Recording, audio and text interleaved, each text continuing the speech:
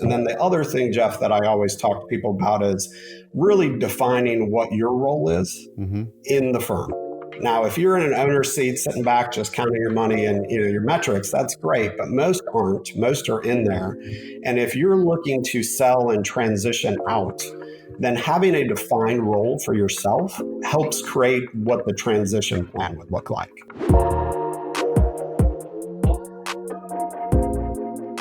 Well, hello and welcome to the J. Sterling Hughes Show, where we share the straight truth on how we are scaling a family law practice from 0 to 25 attorneys and doing over $15 million in revenue. And my purpose here is to document what's working and what's not working with hopes that you can take that and you can recontextualize that in your practice and shorten your success curve.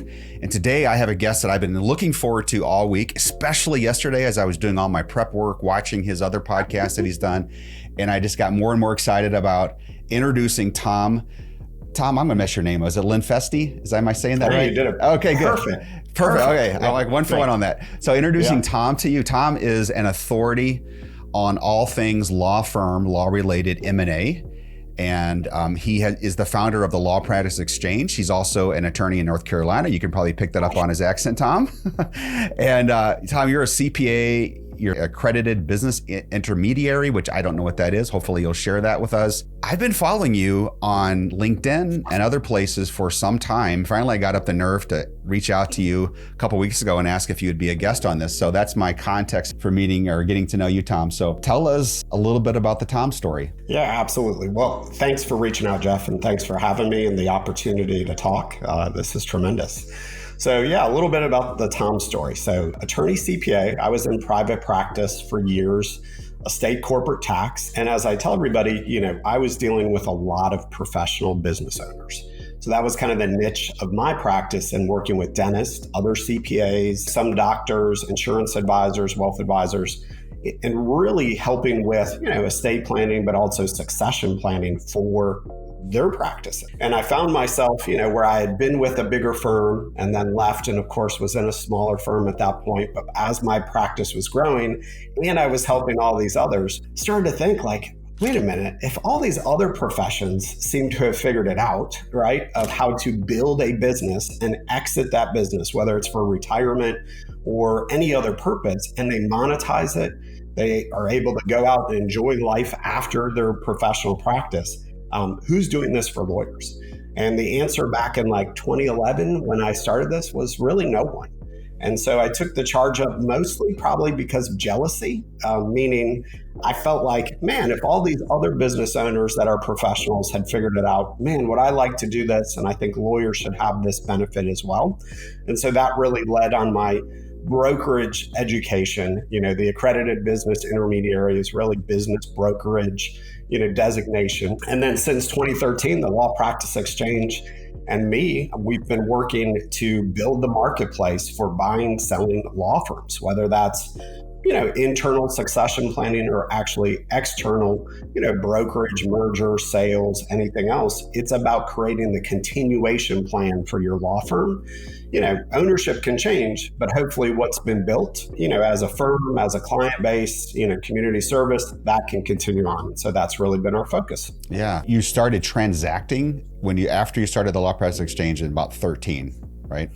Yep. Okay. Yep, absolutely. And so let's start, if we can, a little bit wide, Tom. From a high level, what is going on today, broadly speaking, with the state of M&A within law firms as a whole? Yeah, I think the awesome and exciting part of it, as being at this for over a decade now, is the activity level. Still have tons of room to grow this marketplace, right? For lawyers to look at selling their law firm as an option, right? Like that's one of my mission points is lawyers, you need to know this is an option for you. Whether it's the option that you want to choose is your choice, but ultimately to do that. And buyers, the same thing. Like if you're looking for growth, acquisition may be that right platform for you.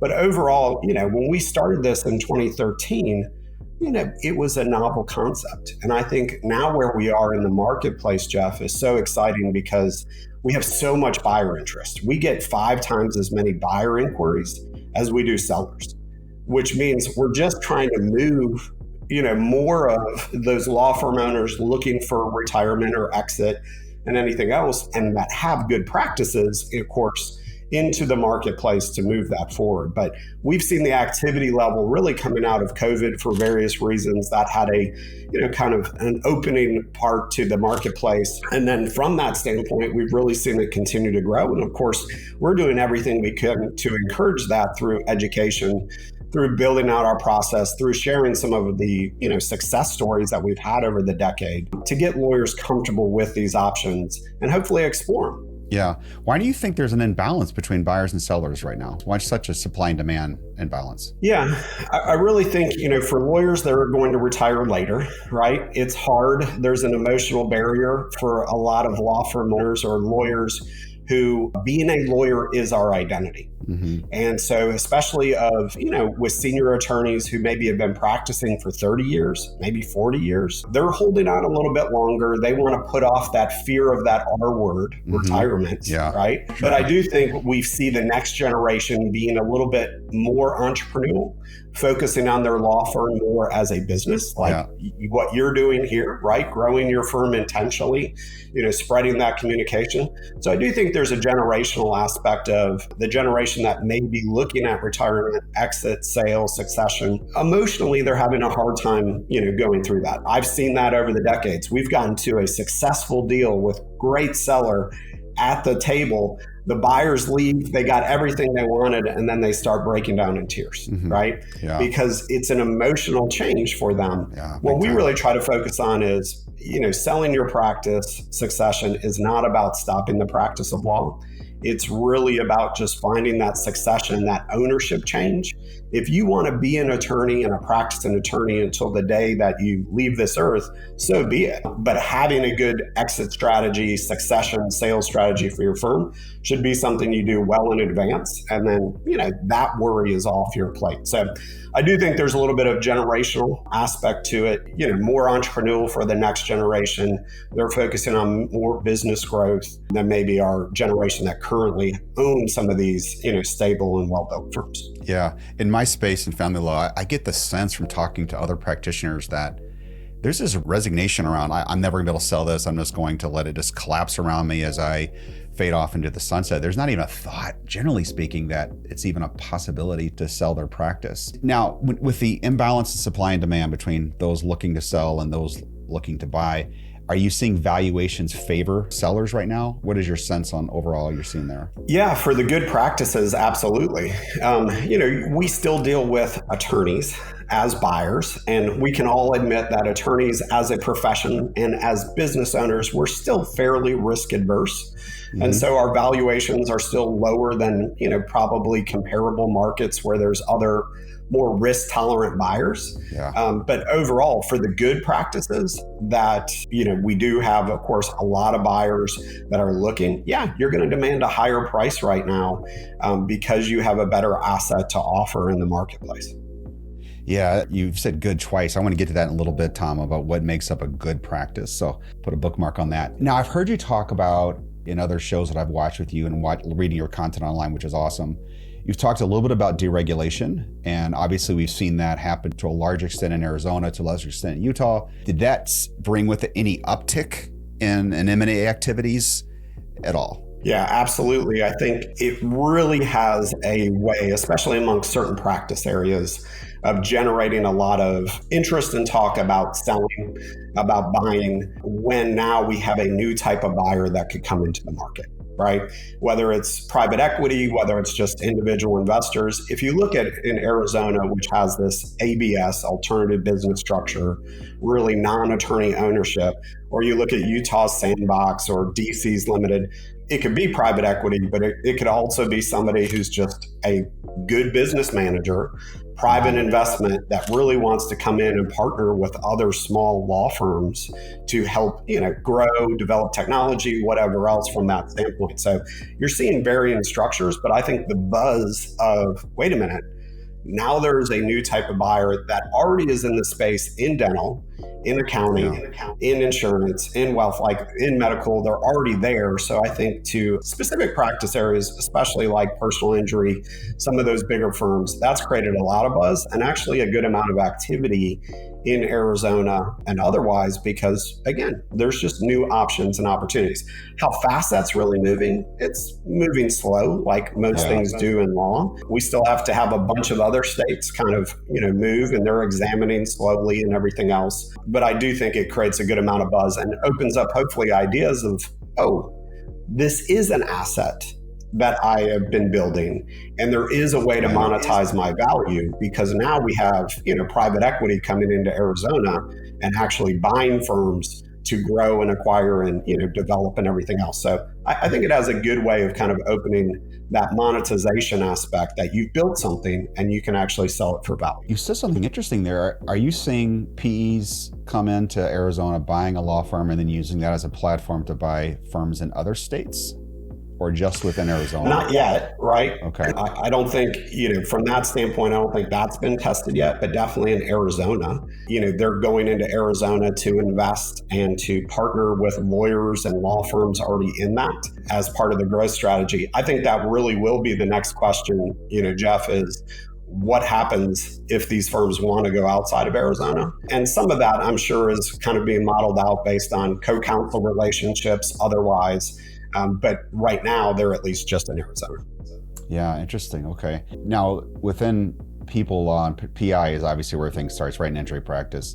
Are you seeing any activity there kind of getting into that big money part of it in personal injury practices of some sort in Arizona? Yeah, absolutely. I think, quietly at first, and then it's kind of picking up steams. I mean, personal injury, plaintiff law, mass tort has always been a space where equity has been there for lending, right? So they've been there to lend money to personal injury, to mass tort, firms, for seeing cases through, right? On a big, class action, something else, but also to lend them money to, grow, acquire, market. And so some of those equity partners are now shifting, to potentially saying, well, we can lend or we can partner, right? And I think you'll see, more of that in Arizona. And then I think you'll see some traditional equity players that have invested in other professional services start to move there. But, you can look at Arizona ABS and see there's, standalone kind of private equity, new technology platforms that have nothing to do with personal injury.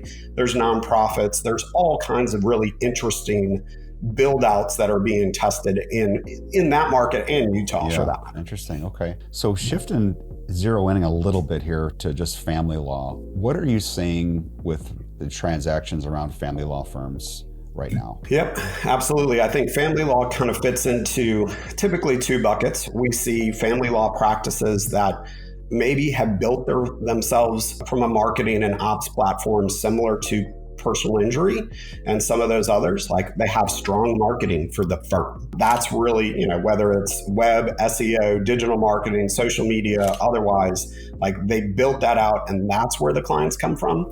The comparison is, the traditional family lawyer that, gets all their business from referrals. Yeah. And so I think in those two buckets, the ones that have really invested in the firm, meaning marketing, brand, intellectual property, and the systems to back that up. From that standpoint is, they're able to then monetize and sell to a greater audience potentially because they built really a standalone business. Yeah. The others that we have, the traditional practitioner, they're still able to sell and monetize, but they may be looking at more of a merger with another firm, or they may be looking at like a joinder or affiliation through a counsel, where they're going to earn out their value over time. They'll get paid their value and anything else, but it's not really the business. It's really the personal brand that you've built and the network of referrals and clients and everything else that'll come with it. So a little bit, on two different models, from that standpoint. I mean, we've had family law firms, multi-state that have really focused on that branding, that systems and ops, and they've become good, healthy, profitable businesses that others, will want to look at and buy as well. What are you seeing on multiples or valuations for that first category of family firms who've got the system's built, they've built the marketing, they're decoupled from the founder, let's say. What are you seeing when those transact from a valuation standpoint? What ranges? Typically, for law firms, we're still, compressed on valuations. But if you really want to look at your owner's benefit, which I tell everybody is really, after paying yourself a salary, you get to the point of what is your net income, right? How much are you really taking in the owner's seat as cash flow or anything else?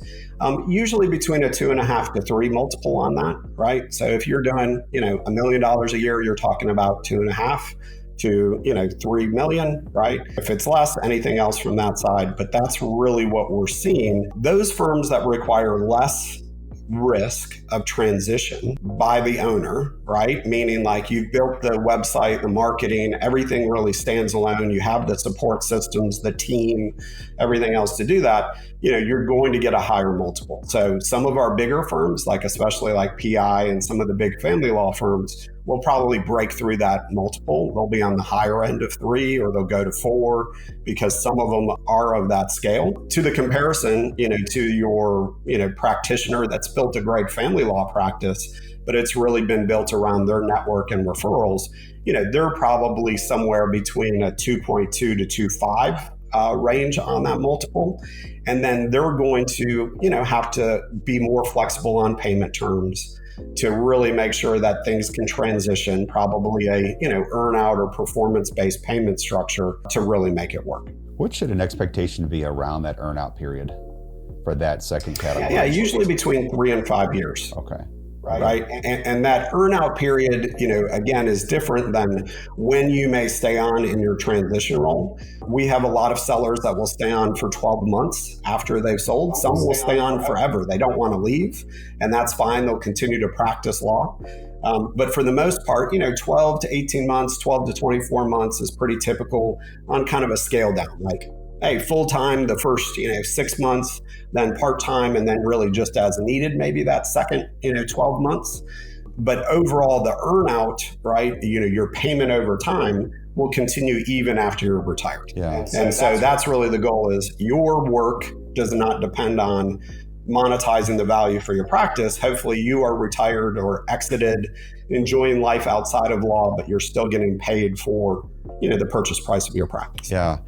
I'm a little intrigued. So if you're in the first category and you're running a family law firm or any other, let's say even immigration firm or something like that, where it's B2C, not a B2B firm, and they've got all the systems in place and the owner's pretty much passive in terms of active in the business. There's another individual running it, for example. Even in those cases, you're seeing law firms transact for high-end 3 times the owner's benefit. Yeah. And, really that's suppressed based on lawyers are your buyers. Yeah. Okay. Right. And so from that standpoint or anything else, now we see, like I mentioned, really sizable PI firms, sizable family law, other practice areas where the owner has really stepped back into that owner seat. And I do think, Jeff, that's one of the aspects for motivating sellers as well. Some of them get to a point where they're like, man, this is pretty good. I've got a good business. I'm making good money. If the max return I can get is 3 times my earnings, I'll just kind of sit here and keep earning, right? Yeah. And so usually that's probably what delays a lot of those owners from moving forward until, they have a health scare or a spouse, has a health scare or something happens where they really realize, okay, this needs to have a plan, right, to keep that moving or anything else. Like a few years ago, we had a pretty sizable PI firm, did about 45, 50 million in revenues, made about 9 or 10 million in profit. Really healthy firm. Wow. Owner hadn't stepped foot in headquarters in like 9, 10 years. Right. And so, they still check their dashboards every day, everything else from that side. But really what their issue is as much as they were aging, so was their operational leadership. Yeah. Right. And so the people who had helped them build this and had helped them kind of step back and enjoy that owner seat were also aging. And so they were running into not just an ownership succession issue, but also management. And so in that situation, that's where they were really exploring sale, is because they had gotten to this point where, well, maybe I can sit here, but something may happen to my, senior managers, and that's going to create a problem. Yeah. Right. Interesting. Okay. Have you ever seen any structures like an ESOP at all within firms, selling firms? Yep. I love the concept, and a pure ESOP for some, right, are kind of bounce back and say, oh, you can't do it because you have non-lawyers, right? Yeah, right. So you have, paralegals, legal assistants, others that are not lawyers that cannot own the firm. But just as an example, one of the things we actually recommended and explored in some aspects for that firm was to look at it because they had such a number of attorneys. And in the family law space, having good quality attorneys that can try cases, take care of clients, that's key. And so one of the things that we really focused on is not only is this your exit strategy, you can, start your internal succession for management, but also what a great opportunity in the marketplace to say, hey, attorney, come join us. And if you come over here and just use your expert, trial skills, client skills, be a hard worker, not only are you going to make this money, but we have this ownership plan where you automatically become part of ownership. Mm-hmm. And, we kick off a good amount of profits every year that you get to benefit from. And so I think that's not out there in the law firm, space right now of anybody really offering, come join, and there is, automatic profits as long as you stay an employee, part of that structure. So I see it as a huge recruiting advantage for some of those big firms to do so. So I love the concept. Haven't seen it really deployed as much as I'd probably like it to be, but it's definitely out there. Yeah. So within your practice itself, can you walk me through what it would be like to work with you? How would you support a family law attorney coming in saying, hey, I want to sell maybe like 3 years down the road? Do you start a coaching kind of relationship with them to help them get their practice ready? If you could just walk me through that part of it, how that works. Sure, absolutely. So anyone interested in selling, our biggest recommendation is first and foremost, start with, do you know what you have? Like, what have you built? What is the value that you would be looking to exit? It could surprise law firm owners one way or the other. One, it could surprise them and say, man, maybe I don't need to work 3 years. I only need to work a year. And if I only need to work a year, maybe we should go ahead and start, the process now of selling, because that does take time, right? Yeah. Finding the right buyer, negotiating terms, transitioning takes time. But overall, we would start everyone with know your value. So doing a law firm valuation is where we would recommend starting. We have actually a family law attorney in Florida who every year, for the last 3 years, has come back really benchmarking where they are in their value. Not happy where they are, going back, working on some things, coming back, right, to kind of get to that point where they are ready to take next steps and sale and exit. But that's really what we would focus on is know what you have, right? Yeah. And how what you've built would be transferred to another, which our valuations are really focused on the market structure, the market pricing, the terms that you could expect as well versus just here's a price. And so that's really where we would start with anybody to see, where you are, what it would look like for you to sell your practice. Would it be one of those merger affiliations? Would it be, high demand that we'd have buyers, over here looking for that, $5 million of pure owner benefit that you have per year? So knowing what those options are in the marketplace and then being able to set a timeline to achieve. If you're a family law practitioner, maybe you've got a great practice, but you're in a smaller geographic, area, it's going to take longer to sell. Mm-hmm. And so knowing the value you've built, but also knowing that, hey, it may take me 2 years to find a buyer. Yeah. Maybe you're out 3 years. Well, you need to start now to go ahead and, start exploring. Worst case scenario is you find somebody before you're ready, and you can typically negotiate what those timelines would be or anything else. Yeah. What would be the best practices for an attorney to get their practice ready to sell when they come to you? Do you have a laundry list where you say, okay, do you have this, and this in place? What would that list look like? Yeah, I really go through, clean financials, right? Mm-hmm. Is, creative tax planning is great for creative tax planning, but clean financials are really what's needed to sell a business.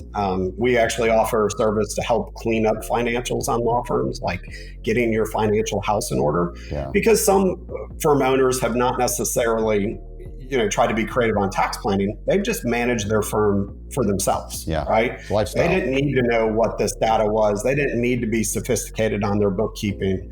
But when they go to sell, we need clean profit and loss statements, balance sheet, payroll summaries. So clean financials would be first and foremost. And then the other thing, Jeff, that I always talk to people about is really defining what your role is in the firm. Now, if you're in an owner's seat sitting back just counting your money and your metrics, that's great, but most aren't. Most are in there. And if you're looking to sell and transition out, then having a defined role for yourself helps create what the transition plan would look like. And also helps create the timeline, what type of buyer would be needed, all of these other things. So really what I'd say is just having an idea, this is what I do in my own business, right? This is my role.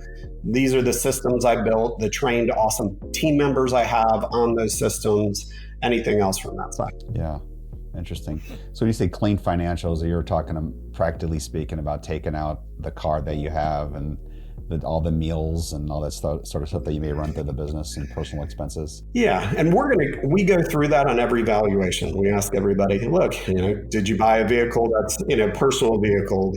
Did that trip, to the CLE in Hawaii that you took the family with, and the CLE was 2 days, but you were there 10, right? Like those different things, we can definitely adjust back and forth. But if bank funding is involved, they need clean financials, right? Yeah. Because as much as we want to tell them, hey, that was just a Hawaii family trip, whatever else, they want to look at tax returns, they want to look at P&Ls.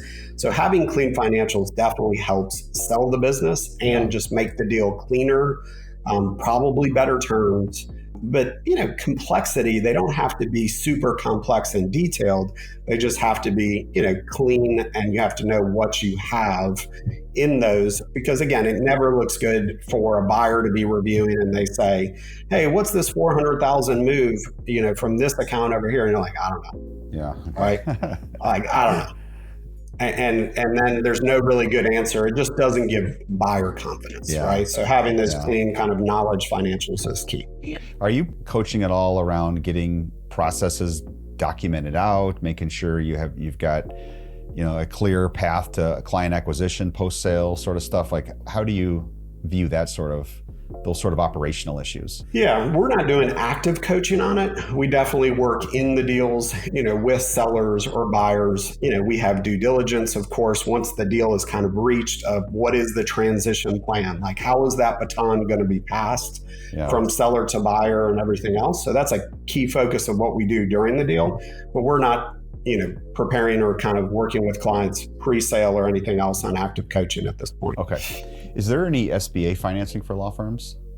Absolutely. That is really our go-to for it. Okay. Where traditional banks are there, like if you have a great banking relationship and you were going to look to bring in a buyer, you were going to look to acquire a firm or anything else, your bank would probably lend you that based on your business relationship. But for buying and selling in marketplace, it's really our, SBA lenders that understand and fund law firms. That we've kind of filtered through over the years and know that they understand this practice area versus this one, and they can get those deals done. That's really what is funding the market for buying and selling. Okay. So backing up a little bit earlier, Tom, you talked about dental offices being sold, and kind of we've seen those PE-owned places like Forward Dental and Aspen Dental popping up all over the United States. My research on those indicates that there's a feature called a dental service organization, where I guess they're the back office for all of these dentists in some of these states who can't have non-dentist dental owners. Are you seeing anything like that in the legal space? Would be like the equivalent of like a legal service organization doing the back office work? Yes, it's already out there. Meaning there are already firms owned by lawyers, but managed by professional management, private equity, otherwise, because that's really under a DSO, dental service organization, or call it an LSO, legal service, is, hey, the professional business will be owned by professionals, but management, business sophistication, funding, coordination, marketing, all this is going to be driven by probably those that have more knowledge than those lawyers who are there to deliver, great legal service. Over here, they're going to work on improving the business model, maybe investing in software that's going to then help deliver better, client communications, anything else from that side. Yeah. So it's already out there in certain limited fashion. And then I think that's a big thing that will be looked at, especially what we were talking about earlier of like firms that as they leave Arizona, how do they leave Arizona? And it'll be looked at of, well, can we partner with firms that are lawyer owned, but we will help with management, coordination, otherwise. Yeah, interesting. Okay. So it's really in its infancy right now, what I'm picking up from the way you're describing it. Yeah, the market's such a quiet market, such a confidential market that it's really hard to say that it's widespread or anything else. But I can tell you, we trip across enough of them in our own deals and anything else that, it's out there and being used, being deployed quite a bit. It's just not like, hey, here's a Aspen Dental for law that's rolling up law firms right now. Not to that juncture yet, at least publicly or anything else. More quiet.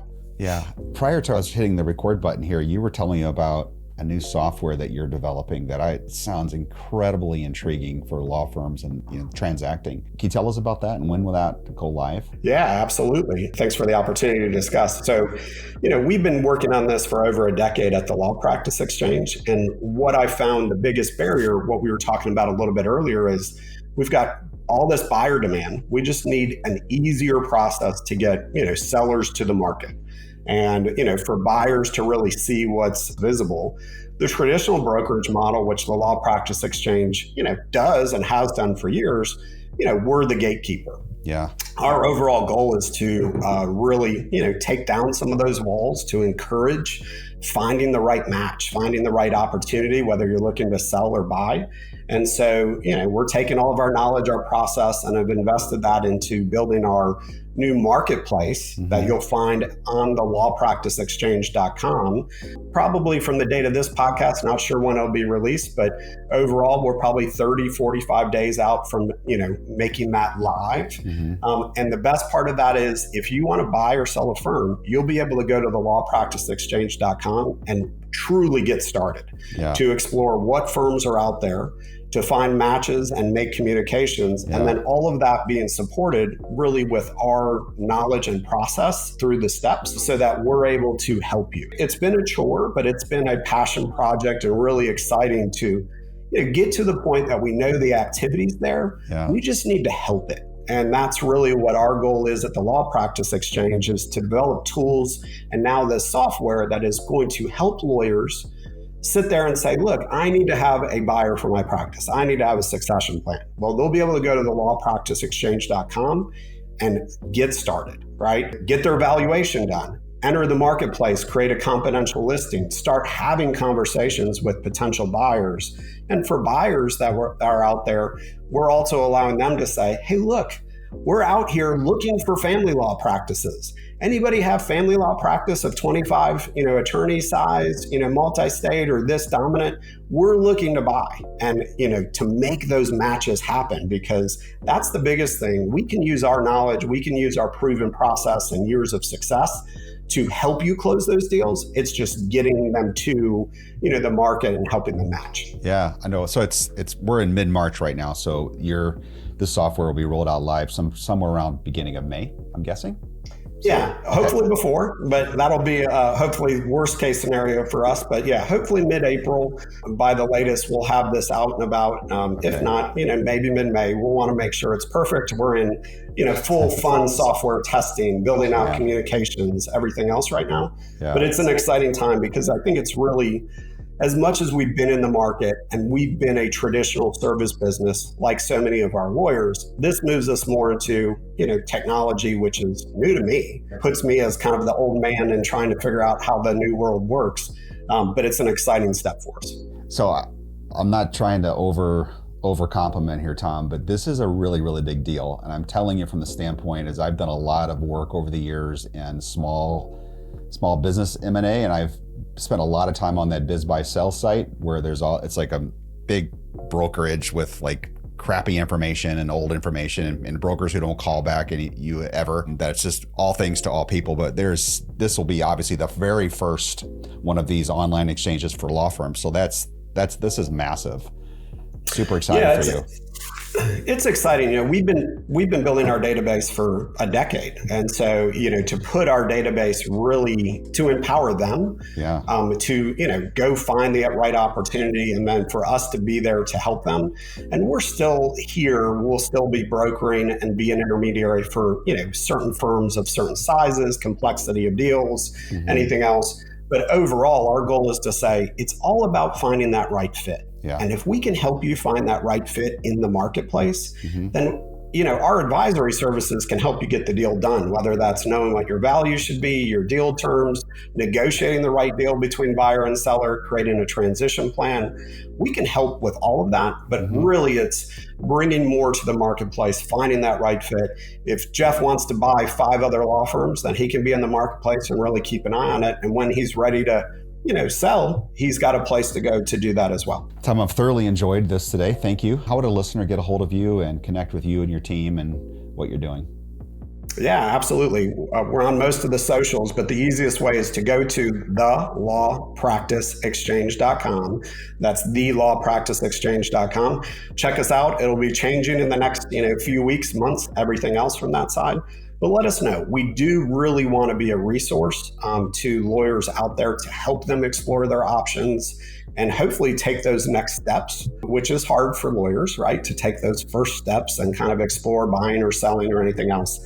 But appreciate the time today, Jeff. And for anybody that has questions, visit us at thelawpracticeexchange.com. We'd be happy to help. One last question that this is my morbid curiosity because I've developed software before and it is very painful. So how long did it take you to develop this software to get it to where it's at right now? From not even idea, but from engagement or anything else, I think we're working on 9 months now. So it's been that's a heavy lift. Wow. Yeah, it's been a process while keeping operations and shifting everything else and growth and everything else that comes with it. But it's also exciting, right? Yeah. For everything we do, we have a good partner in that development phase. But the fear is always like making it right, making it perfect. Yeah. Right. And so that's the challenge we're in now. Well, I'm excited for you guys. And when it comes out, when I see you pop that up on LinkedIn, I'll make sure I repost that and send it out. Let people know about it. So. Awesome.